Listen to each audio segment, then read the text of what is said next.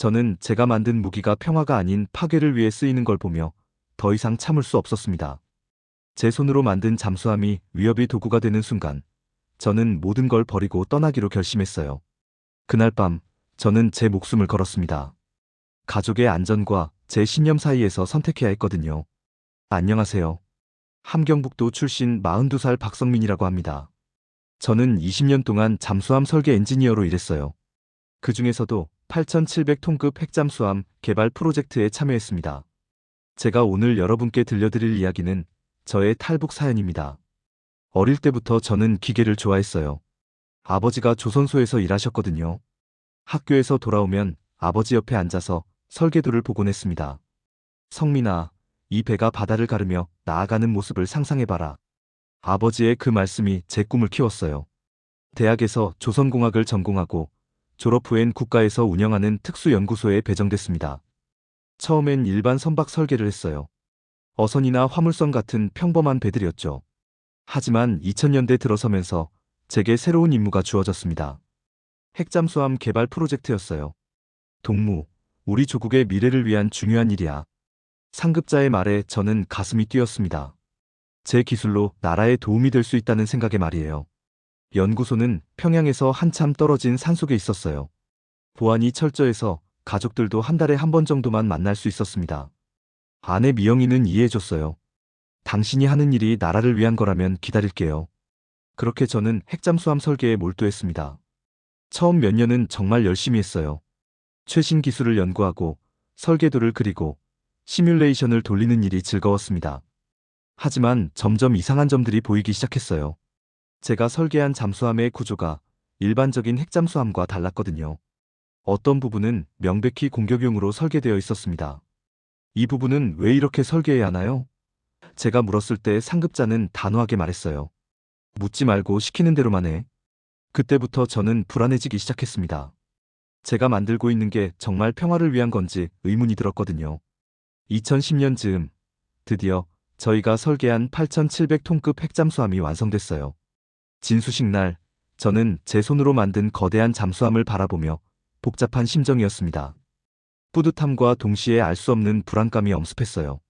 그리고 그날 밤 상급자로부터 충격적인 이야기를 들었습니다. 동무가 설계한 잠수함에는 특별한 장치가 들어가게 될 거야. 우리의 적들을 무력화시킬 수 있는 무기 말이야. 그 순간 저는 온몸이 굳었어요.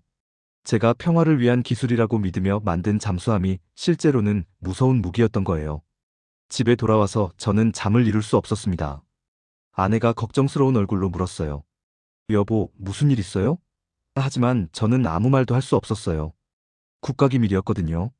그날 밤부터 저는 매일 악몽에 시달렸습니다.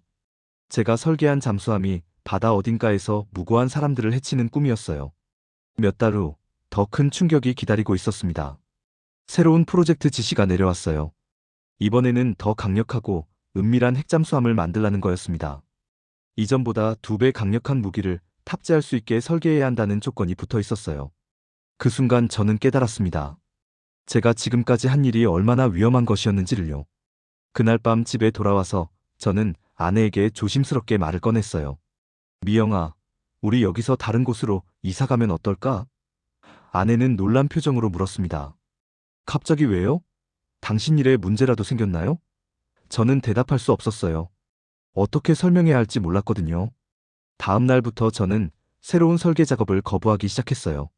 죄송하지만 이 부분은 다시 검토가 필요한 것 같습니다. 안전성에 문제가 있을 수 있습니다. 온갖 핑계를 대며 작업을 미뤘죠. 하지만 그런 제 태도에 상급자들이 의심을 품기 시작했어요. 박동무, 요즘 일에 집중을 못하는 것 같은데? 혹시 다른 생각이라도 하고 있는 거 아니야? 압박이 점점 심해졌습니다. 저는 더 이상 버틸 수 없다고 생각했어요. 제 양심과 국가의 요구 사이에서 선택해야 하는 순간이 온 거죠. 그때 결정적인 사건이 일어났습니다. 제가 이전에 설계한 잠수함이 실제로 위험한 임무에 투입된다는 소식을 들었어요. 구체적인 내용은 말할 수 없지만 그 소식을 듣는 순간 저는 더 이상 이 일을 계속할 수 없다고 확신했습니다. 제 손으로 만든 무기가 실제로 사용된다는 현실 앞에서 저는 무너져 내렸어요. 그날 밤 집에 돌아와서 저는 결심을 굳혔습니다. 더 이상 이런 일을 할 수 없다고요. 아내에게 조심스럽게 말을 꺼냈어요. 미영아, 우리 다른 나라로 가면 어떨까? 아내는 깜짝 놀라며 물었습니다. 갑자기 무슨 소리예요? 우리가 어디로 간다는 거예요? 저는 아내에게 모든 걸 털어놨어요.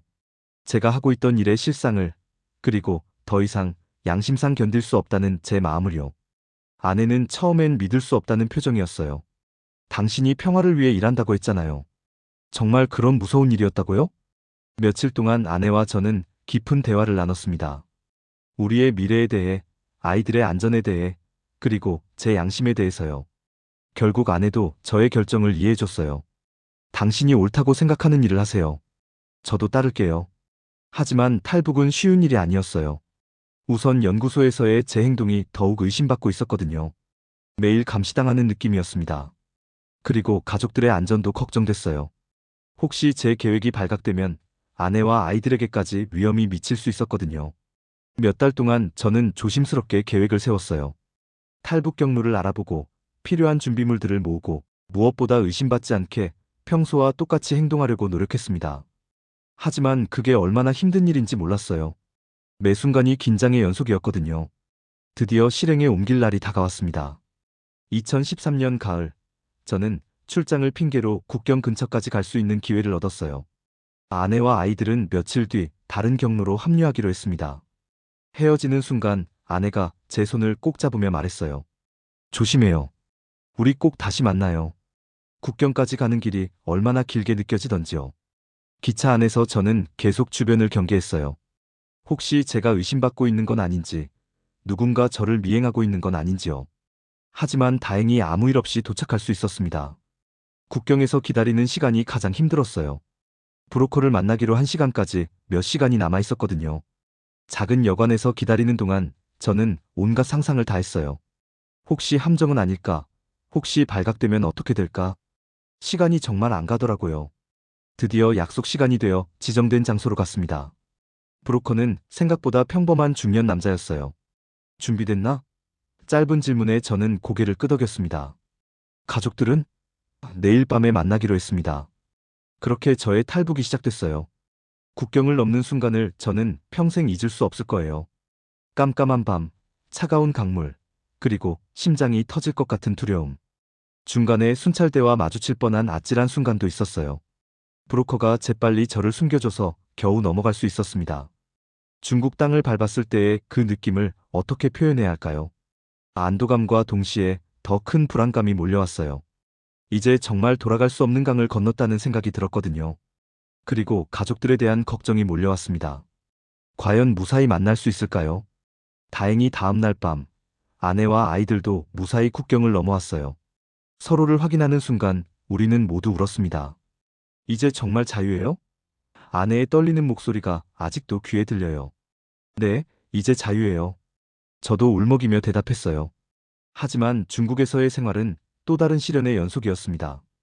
불법 체류자 신분이어서 언제 발각될지 모르는 두려움 속에서 살아야 했어요. 낮에는 숨어 지내고 밤에만 조심스럽게 움직이는 생활이었죠. 몇 달 동안 그렇게 숨어 지내면서 한국으로 갈 방법을 찾았습니다. 몽골을 거쳐 한국 영사관으로 가는 경로를 택했어요. 그 여정도 결코 쉽지 않았습니다.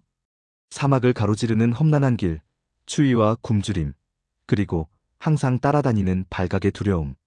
하지만 자유에 대한 간절함이 모든 고난을 이겨낼 수 있게 해줬어요. 드디어 한국 영사관에 도착했을 때 저는 정말 꿈인지 현실인지 믿을 수 없었어요. 태극기를 보는 순간 눈물이 쏟아졌습니다. 이제 정말 안전한가요? 영사관 직원분이 따뜻하게 맞아주시며 말씀하셨어요. 네, 이제 안전합니다. 환영합니다. 한국에 도착한 첫날, 저는 인천공항에서 한참을 서 있었어요. 자유로운 사람들의 모습, 밝은 표정들, 그리고 평화로운 일상의 모습들이 너무나 새로웠거든요. 아빠, 이제 정말 괜찮은 거죠? 아이가 제 손을 꼭 잡으며 물었어요. 그래, 이제 괜찮아. 하나원에서의 적응 교육 기간 동안 저는 새로운 희망을 품게 됐어요. 더 이상 무기를 만들 필요가 없다는 것, 제 기술을 평화로운 일에 쓸 수 있다는 것이 너무나 기뻤습니다. 그곳에서 만난 상담사 선생님이 말씀하셨어요. 박 선생님의 기술이 한국에서는 정말 소중한 자산이 될 거예요. 사회에 나온 후 처음엔 작은 조선소에서 일을 시작했어요.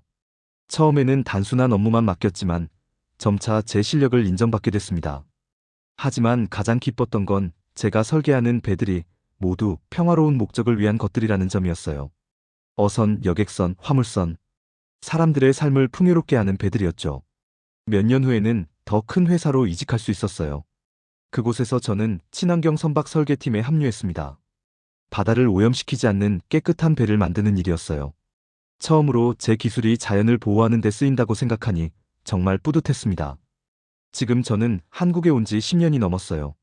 아이들도 모두 잘 자랐고 아내도 새로운 삶에 잘 적응했습니다. 저는 현재 해양 환경 보호를 위한 선박 기술 개발에 참여하고 있어요. 제가 과거에 파괴를 위한 기술을 개발했다면 이제는 보호를 위한 기술을 만들고 있는 거죠. 가끔 과거를 떠올리면 마음이 무거워져요. 제가 만든 잠수함이 지금 어떻게 쓰이고 있을지 생각하면요. 하지만 저는 제가 내린 선택이 옳았다고 확신해요. 양심을 버리고 계속 그 일을 했다면 저는 평생 후회했을 거거든요. 요즘 저는 젊은 엔지니어들에게 가끔 이런 말을 해줘요. 기술은 사람을 위한 거예요. 파괴가 아닌 창조를 위한 거죠. 제 경험이 그들에게 작은 교훈이 되길 바라면서요. 자유로운 땅에서 제 기술을 평화롭게 쓸 수 있다는 것, 그것이 제게는 가장 큰 축복이에요. 매일 아침 일어나서 오늘은 어떤 좋은 배를 만들어 볼까 생각할 수 있다는 게 정말 감사해요.